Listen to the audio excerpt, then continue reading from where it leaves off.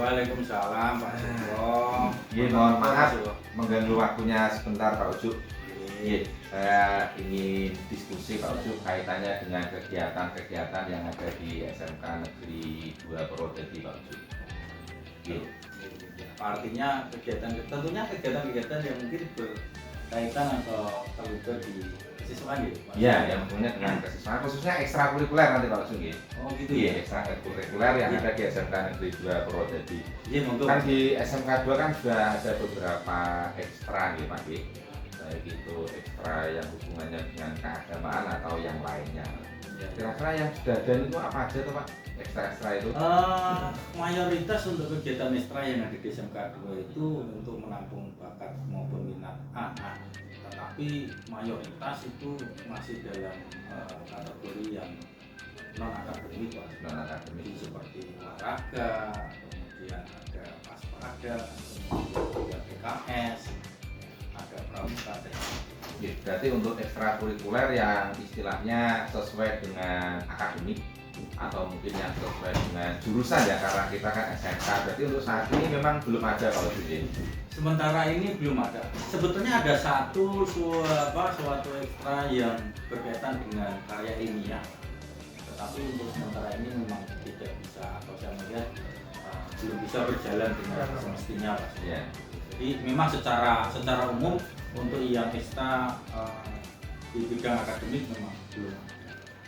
Lalu kemudian arah dari ekstrakurikuler itu sendiri Pak Ujuk, apakah dia nanti mengarahnya ke soft skill atau mungkin hanya ke arah sifatnya itu untuk kegiatan-kegiatan perlombaan atau seperti apa Pak Ujuk yang mungkin diharapkan dari Pak Ujuk kaitannya dengan kegiatan ekstrakurikuler itu? Sebetulnya harapannya cukup banyak Pak. Memang yang pertama harapan kita adalah terbentuknya soft skill. Jadi terbentuknya karakter dari peserta didik kita menjadi lebih baik, karakter yang baik, yang tentunya itu juga nantinya akan menopang prestasi-prestasi yang akan mereka raih. Ya, tentunya untuk ujungnya membawa nama baik dari SMK Negeri 2 Purwodadi di kancah kabupaten, provinsi maupun di Jawa maupun nasional. Ya pasti harapannya ya mau tidak mau ke arahnya tetap prestasi kalau Tapi apakah dalam melaksanakan kegiatan ekstrakurikuler itu anak-anak bisa sesuai target? Mungkin mereka punya program kerja misalnya lagi. Apakah program kerja itu bisa terlaksana dengan baik atau mungkin ada yang tidak terlaksana atau bagaimana Pak? Program kerja ada Pak Sugro, cuman karena situasi kadang kala di saat musim-musim penghujan itu yang sering sekali menjadi penghambat dari tercapainya target dari program tersebut. Tetapi kalau misalkan tidak tercapai dan misalkan ingin mengikuti berbagai jenis lomba, kita sediakan waktu khusus untuk mereka mendalami lagi latihan untuk mempersiapkan lomba tersebut. Jadi diberikan waktu khusus, katakanlah di hari Sabtu atau mungkin kalau mendekati sekali ya kita berikan dispensasi. Oh, mantap. Jadi dari beberapa pertanyaan dan mungkin jawaban yang disampaikan Pak Uju tadi, bahwa kegiatan ekstrakurikuler kan pada prinsipnya kita untuk menanamkan karakter, kemudian meningkatkan prestasi dan salah satunya untuk mengikuti kegiatan perlombaan bukan Pak.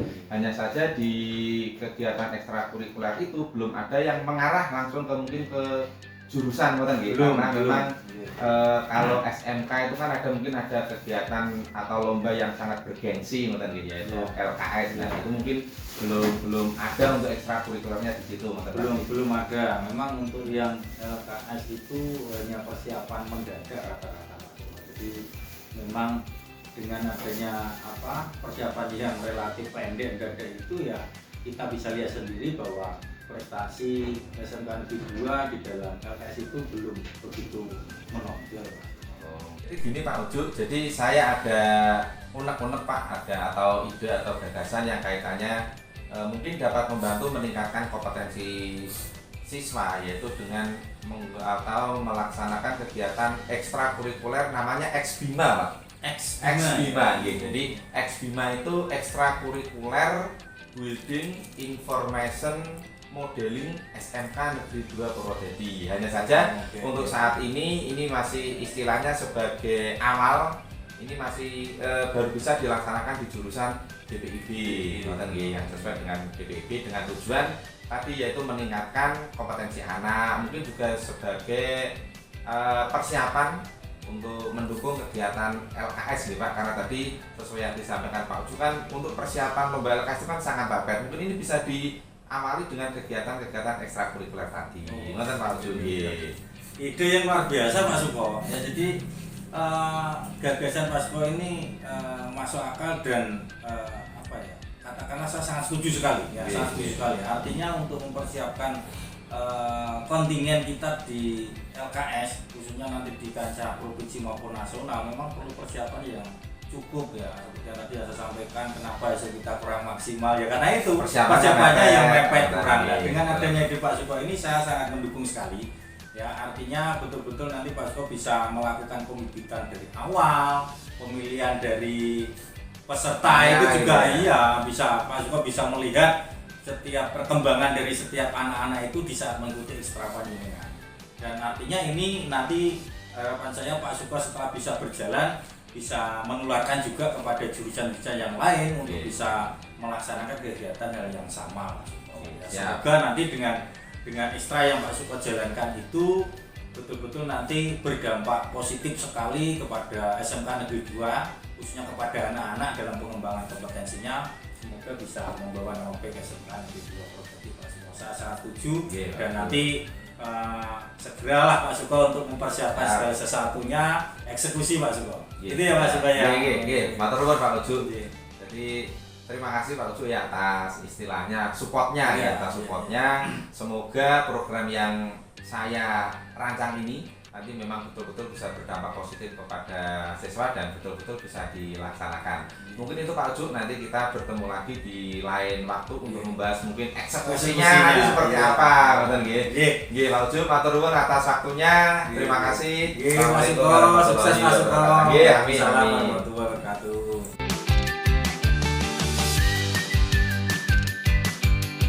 Assalamualaikum Pak Vero. Waalaikumsalam warahmatullahi wabarakatuh.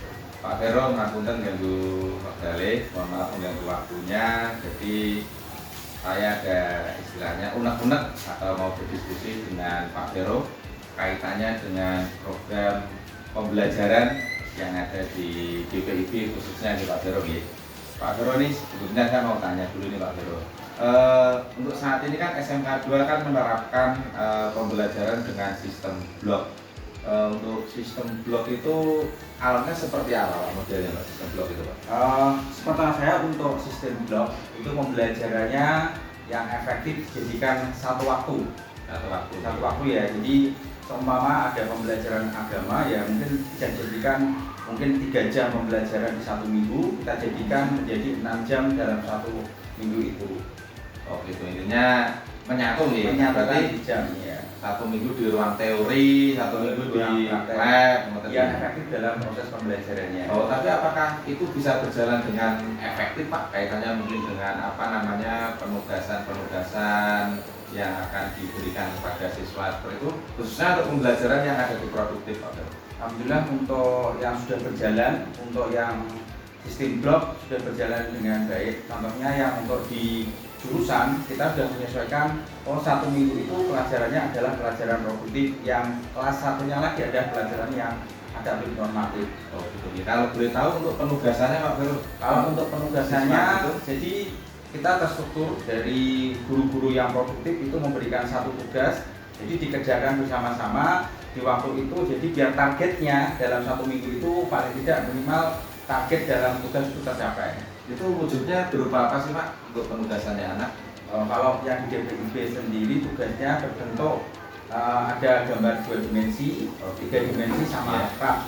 Oh sampai RAP, jadi lengkap dengan biaya bangunannya ngoten gitu. Tapi sebenarnya untuk arahnya nih Pak, untuk arah pembelajaran yang ada di DPIB itu apakah fokus pada nantinya anak-anak untuk mendapatkan nilai atau mungkin ini digunakan pada saat lomba atau mungkin yang cakupannya lebih luas itu misalkan untuk distribusi alumni biar kompetensinya nanti bisa tetap terjaga ketika anak-anak bisa mendaftar di dunia kerja atau gimana Pak? Yang pertama tetap kita mengutamakan kompetensi siswa dulu. Kompetensi, Siswa ya. dalam proses pembelajaran, karena sesuai dengan jurusannya, berarti kalau di DPIB berarti paling tidak bisa menggambar dan bisa menghitung. Yeah. Nah, kemudian tetap arahnya nanti ke depan kalau anak-anak kompetensinya yang lebih itu pasti nanti kita akan lombakan di LKS. Oh gitu. Nah kemudian anak yang kompetensinya juga lebih dan kemampuannya juga bisa kita salurkan ke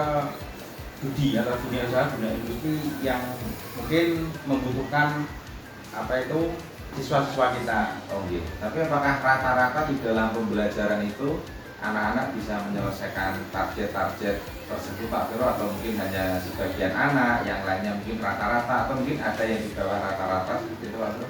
Ya, kalau untuk tugasnya sendiri rata-rata untuk semua siswa selesai. Tapi kecepatannya satu siswa dengan yang lain pasti berbeda. Berbeda, jadi kualitasnya berbeda. Beda. Ya. Mungkin ada satu anak yang menonjol itu pasti akan lebih cepat dalam proses penggambarnya. Dan kalau anak yang rajin itu 1 minggu itu paling tugasnya juga sudah selesai daripada teman-temannya yang kurang. Oh gitu. Lalu dari beberapa pertanyaan yang saya ajukan, terus kemudian jawaban-jawaban dari Pak Vero tadi, menurut Pak Vero apa sih Pak langkah yang rencana mungkin atau bisa ditempuh Pak Vero biar istilahnya kompetensi anak itu bisa istilahnya itu bisa sama atau bisa rata dalam pembelajaran itu seperti apa Pak Vero? Yang pertama mungkin jadi permasalahan dari anak-anak itu adalah device atau perangkat. Oh perangkat. Nah, yang pertama kalau anak-anak yang mempunyai device atau perangkat atau laptop atau komputer di rumah itu pasti dia akan lebih cepat karena apa? Dia mulai menggambarnya itu sering. Karena semakin sering mengulang kegiatan pasti dia akan lebih kompeten. Nah, yang kedua mungkin dari anak-anak sendiri dia juga bisa mengikuti perlombaan-perlombaan yang ada di luar sekolah biar dia merasakan ada ibas atau jiwa kompetitifnya di luar. Mungkin itu Pak Vero. Misalkan ngeten Pak Vero, ini kan saya ada unek-unek nih, ada unek-unek atau mungkin ide atau mungkin gagasan yang mungkin nanti bisa diterapkan Pak Vero di dalam pembelajaran atau bahkan setelah pembelajaran. Misalkan ngeten Pak Vero, saya ada unek-unek gini. Jadi misalkan saya akan membuat program yaitu yang berupa ekstrakurikuler. Ini saya berikan nama X-BIMA Pak. X-BIMA itu ekstrakurikuler Building Information Modeling SMK Negeri 2 Purwodadi, yang mana tujuannya ini adalah salah satunya untuk meningkatkan kompetensi siswa. Karena tadi kan dari percakapan mungkin ada yang anak yang mungkin ada yang di bawah, ada yang sesuai rata-rata atau bahkan ada yang lebih dari rata-rata gitu. Misalkan saya mau mengadakan ekstrakurikuler tersebut yang dengan tujuan tadi untuk meningkatkan kompetensi siswa, dan mungkin salah satunya bisa menambah jam terbang atau menambah kemampuan anak yang mungkin dipersiapkan juga untuk kegiatan lomba-lomba yang akan diikuti di sekolah, yang akan diikuti di luar, mungkin di kabupaten ataupun provinsi. Kira-kira apakah program yang nantinya akan saya rencanakan itu bisa diterapkan atau bisa dieksekusi di sekolah atau gimana Pak Vero? Menurut Pak Vero? Ya. Jadi berarti kan siswa sudah dapat pembelajaran di kelas, ya. Kemudian bagi siswa yang benar-benar minat menambah lagi kemampuannya di luar jam pembelajaran, jadi menambah jam terbang itu Pak ya, jadi ada ekstranya ya. Tapi itu istilahnya kan berarti saya harus meluangkan waktu gitu. Karena untuk anak-anak, jadi saya minta waktu pada Pak Vero, istilahnya kan juga persetujuan dari Pak Vero, berarti intinya program tersebut bisa dilaksanakan, nanti tinggal kita mengatur waktunya, bagaimana pola pelaksanaan programnya, ngoten berarti ini Pak Vero gitu. Jadi ada ekstra dari jurusan yang mewadahi anak-anak supaya nanti mungkin bisa menambah kompetensinya di bidang menggambar ataupun berhitung. Oh gitu. Terima kasih Pak Vero atas waktunya. Semoga apa ya hasil diskusi kita nanti bisa bermanfaat untuk anak didik kita. Terima kasih. Saya akhiri. Assalamualaikum warahmatullahi wabarakatuh. Waalaikumsalam.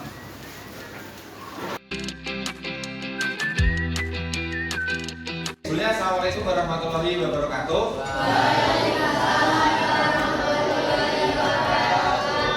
Ini apa kabarnya? Sehat? Oke, alhamdulillah sehat. Ini mohon maaf mengganggu waktunya sebentar. Jadi saya minta waktu untuk sedikit berdiskusi gitu ya. Di ini berdiskusi kaitannya dengan pembelajaran kita yang sudah berlangsung hingga saat ini. Oke, jadi sebenarnya ini saya mau tanya nih, apa yang kalian rasakan ya ketika pembelajaran di SMK Negeri 2 yang saat ini menggunakan jadwal blok? Kan polanya kan kita 1 minggu di lab, betul ya? Terus kemudian 1 minggu nanti kita di ruang teori untuk pembelajaran umum. Nah, yang kalian rasakan tuh seperti apa sih? Ada yang mau mengungkapkan unek-uneknya? Ya. Oke, gimana Arya? Menurut saya tuh menyenangkan Pak malah memudahkan. Jadi dalam 1 minggu itu, misal dalam pelajaran jurusan gitu Pak. Ya. Jadi itu 1 minggu kan untuk produktif. Ya. Jadi kita tuh kalau belajar tuh fokus ke produktif dalam 1 minggu tersebut. Ya. Nah, kemudian untuk minggu teori kita juga fokus dalam 1 minggu tersebut tuh cuma belajar teori. Terus juga dalam pembawaan contohnya buku ataupun barang-barang laptop tuh enak Pak. Lebih ringkas gitu ya. Artinya kita dalam 1 minggu katakanlah pelajaran produktif, kita hanya fokus di situ, pikiran kita tidak terpecah-pecah gitu ya. Oh, oke. Jadi mungkin lebih mudah ya kalau kita menggunakan sistem blok, termasuk mungkin target-target tugas gitu ya. Oke. Pertanyaan kedua, pembelajaran atau penugasan apa yang sudah kalian dapatkan selama pembelajaran di laboratorium? Berarti pastinya kita pada saat di minggu produktif kita sudah mempelajari apa saja. Sama Nanda? Oke, gimana Nanda? Ya, kita kan produktif kan maksudnya di daerah beda tentang pelajaran tentang bangunan ya. Bangunan, ya. Itu mempelajari tentang cara membuat bangunan 2 dimensi dan 3 dimensi. Ya, selain dapat cara menggambar, kita juga dapat cara menghitung anggaran biaya untuk pembangunan merealisasikan gambar tersebut. Oke, berarti yang diajarkan mulai dari gambar bangunan 2 dimensi, 3 dimensi, kemudian juga pembuatan rencana anggaran biaya di proyek tersebut gitu ya. Oh gitu. Oke, apakah penugasan itu bisa kalian kerjakan dengan baik sesuai dengan target? Katakanlah 1 minggu kita harus bisa menggambar dengan tanpa potongan atau RAB, kita menghitung volume apa, seperti apakah bisa dilaksanakan dengan baik? Gimana? Kalau untuk penugasan itu kadang kita disesuaikan sesuai target, kadang juga enggak Pak, karena kemampuan masing-masing orang itu kan berbeda-beda. Oh gitu. Tidak bisa sama rata. Oh gitu ya. Berarti ada yang bisa selesai dengan target, ada yang tidak selesai, atau mungkin bahkan ada yang melampaui target gitu ya. Iya. Ada yang seperti itu ya. Oke. Karena memang kita kemampuan person atau orang itu kan berbeda-beda ya. Oke. Selanjutnya dari beberapa pertanyaan tadi, apa sih sebenarnya yang kalian inginkan ya untuk meningkatkan kemampuan kalian di bidang akademik, khususnya dalam kita bisa menggambar rumah tinggal sesuai dengan jurusan yang ada pada kita. Silakan. Oh, siapa? Mutiara Batiar. Dalam meningkatkan kemampuan di bidang akademik, menurut saya perlu 3 hal yang penting, yaitu Apa yang itu? pertama peralatan yang semakin baik. Peralatan, oke. Kemudian para guru yang sebaiknya mendampingi para siswanya belajar. Oke, berarti gurunya harus lebih intens gitu ya. Kita mendampingi satu persatu dalam kelas gitu ya. Oke. Kemudian yang ketiga adanya jadwal tambahan, di mana para siswa dapat mempelajari lebih lanjut mengenai mata pelajaran mereka. Oh gitu. Berarti artinya meminta ada istilahnya jam tambahan gitu ya. Gitu. Iya. Oh gitu. Nah, ini kan saya ada unek-unek, ada ide atau gagasan kaitannya dengan apa yang disampaikan oleh Mutiara Baktia, terus kemudian yang disampaikan Alisa, kemudian ada Nanda, kemudian ada Arya. Bahwasanya pada prinsipnya untuk pembelajaran di produktif itu kan kita menggambar. Kemudian ada yang targetnya sesuai dan tidak sesuai. Kemudian ada yang meminta jam tambahan. Saya sendiri ada program namanya adalah Xbima. Xbima itu adalah Extracurricular Building Information Modeling SMK Negeri 2 Purwodadi, di mana program yang saya buat ini salah satu tujuannya adalah untuk meningkatkan kemampuan kita, untuk meningkatkan kompetensi kita di bidang gambar pastinya, karena tujuannya adalah building information modeling gitu ya. Jadi model informasi bangunan seperti itu. Kira-kira misalkan nanti program itu saya cetuskan, apakah ada yang berminat untuk mengikuti kegiatan tersebut? Saya Ada. ada. Walaupun nantinya itu akan menyita sedikit waktu kalian, artinya berarti pastinya kan ada waktu tambahan ya. Ada waktu tambahan. Apakah ada yang berminat untuk melaksanakan atau melakukan program itu? Ada ya? Ada.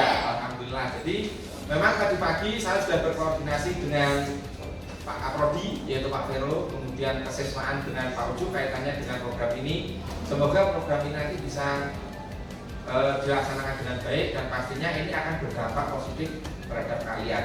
Karena salah satu kegiatan ini adalah untuk menunjang lomba LKS atau lomba keterampilan siswa. Itu bisa ya, kira-kira bisa diikuti nantinya ya. Oke, mungkin itu yang dapat saya sampaikan. Nanti kita mungkin akan ketemu lagi kaitannya dengan bagaimana waktunya di hari apa, nanti akan mengatur, kemudian teknisnya ini akan seperti apa, kita akan nanti mungkin kita akan melakukan pertemuan lagi untuk membahas hal tersebut, gitu ya. Oke, terima kasih atas waktunya. Semoga kegiatan ini memang benar-benar bisa dilaksanakan dan bisa berdampak positif terhadap kalian. Saya akhiri, wassalamualaikum warahmatullahi wabarakatuh.